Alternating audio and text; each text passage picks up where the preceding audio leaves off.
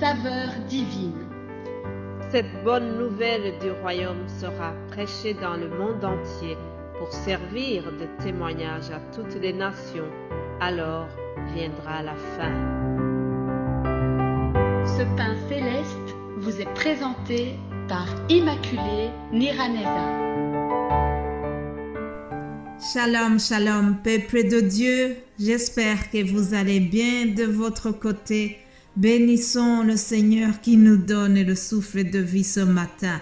Là où tu es, si tu es en bonne santé, si tu peux marcher et que tu peux ouvrir la bouche, dis merci Seigneur pour cette nouvelle journée qui s'ouvre.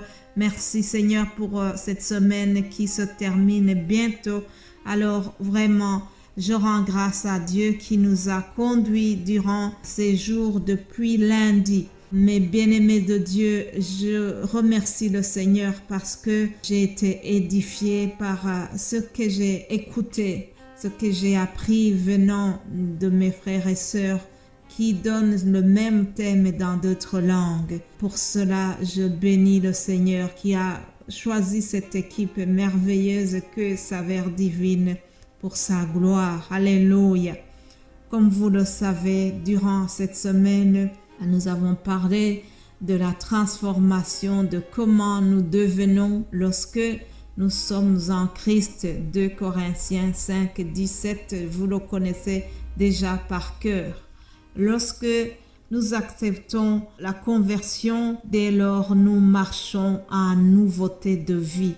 Notre vieille nature est désormais crucifiée avec Christ et le corps du péché est maîtrisé. On n'est plus un esclave du péché. Quelqu'un qui est en Christ, qui est devenu une nouvelle créature en Christ, ce n'est pas quelqu'un qui est hautain.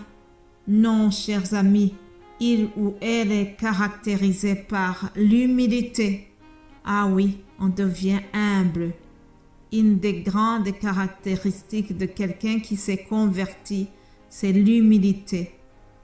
On est désormais conduit par l'Esprit Saint. Alléluia. Je vous ai longuement parlé sur l'apôtre Paul, mais je ne saurais pas le terminer. On va juste prendre quelques réflexions de l'apôtre Paul dans l'épître aux Romains.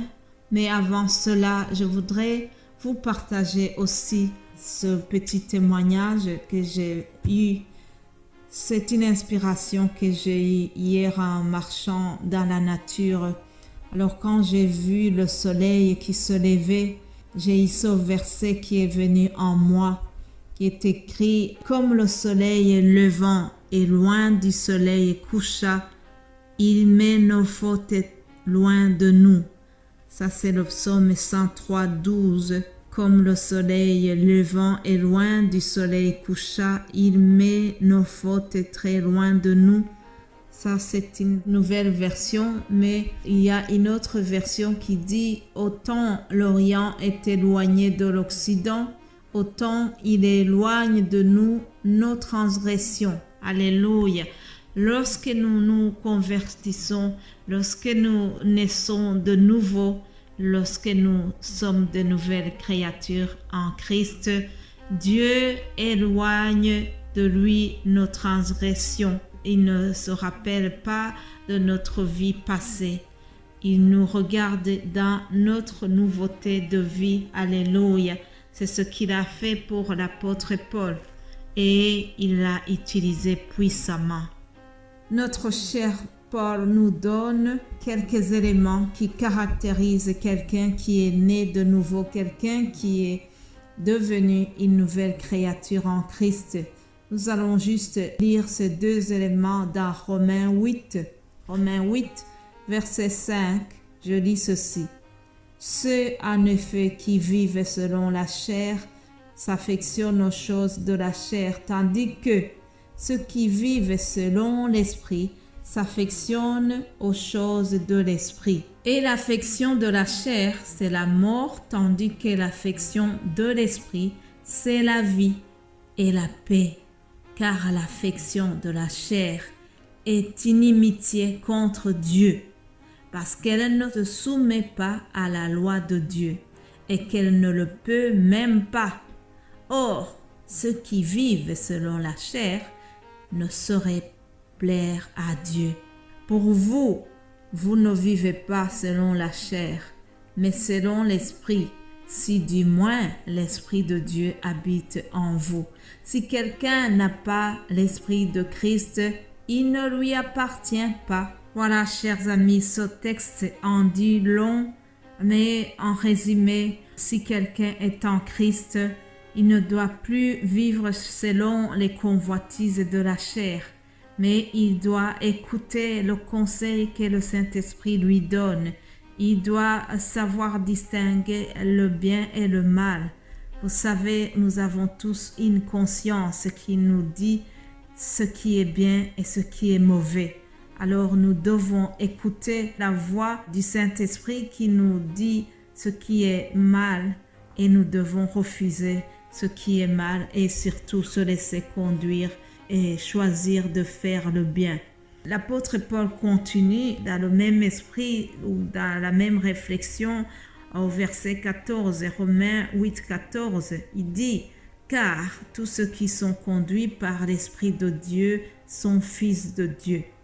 Et vous n'avez pas reçu un esprit de servitude pour être encore dans la crainte, mais vous avez reçu un esprit d'adoption par lequel nous crions « Abba, Père ». Alléluia. Il y a un esprit qui habite en nous. Le Saint-Esprit qui est apparu aux apôtres, ce Saint-Esprit aujourd'hui aussi nous anime. C'est le même, il n'a pas changé, chers amis. Nous devons inviter le Saint-Esprit pour qu'il nous conseille, pour qu'il nous assiste, pour qu'il nous dirige dans tout ce que nous faisons. Alléluia.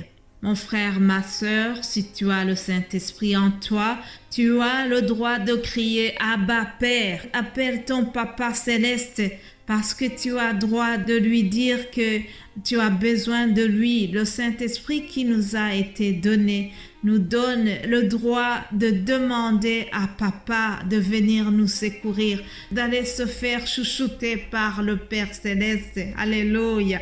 Et l'Esprit lui-même rend témoignage à notre esprit que nous sommes enfants de Dieu.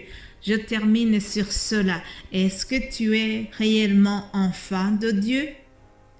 Je ne sais pas, tu peux être chrétien, mais sans être enfant de Dieu. Il y en a qui vivent dans la tradition chrétienne, mais sans vivre dans une relation avec le Christ. Pour être enfant de Dieu, chers amis, il faut recevoir Jésus-Christ. L'Évangile selon Jean, 1er chapitre, verset 12, il est écrit « Mais à tous ceux qui l'ont reçu, à ceux qui croient en son nom, il a donné le pouvoir de devenir enfants de Dieu, lesquels sont nés non du sang, ni de la volonté de la chair, ni de la volonté de l'homme, mais de Dieu. » Alléluia. Je prie pour que si tu m'écoutes sans être devenu enfant de Dieu, sans avoir jamais reçu Jésus-Christ dans ton cœur, je prie que vraiment ça soit ta priorité dans les mois à venir. Chers amis, ça serait dommage d'écouter des messages pareils, d'écouter l'évangile chaque jour sans jamais avoir pris une décision pour le Christ. Alléluia. Je prie vraiment que si tu m'écoutes en n'étant pas enfant de Dieu, je prie que le Saint-Esprit te parle et que tu choisisses de devenir enfant de Dieu, que tu reçoives Jésus-Christ comme ton Seigneur et ton Sauveur. C'est ma prière pour toi. Je termine cette semaine en vous souhaitant tous vraiment que nous soyons de réelles nouvelles créatures en Christ et marchons dans la nouveauté de vie, marchons comme les enfants dignes de Dieu. Alléluia. Passez une excellente journée, bon week-end et j'aurai la joie de vous retrouver lundi. Alléluia. Amen.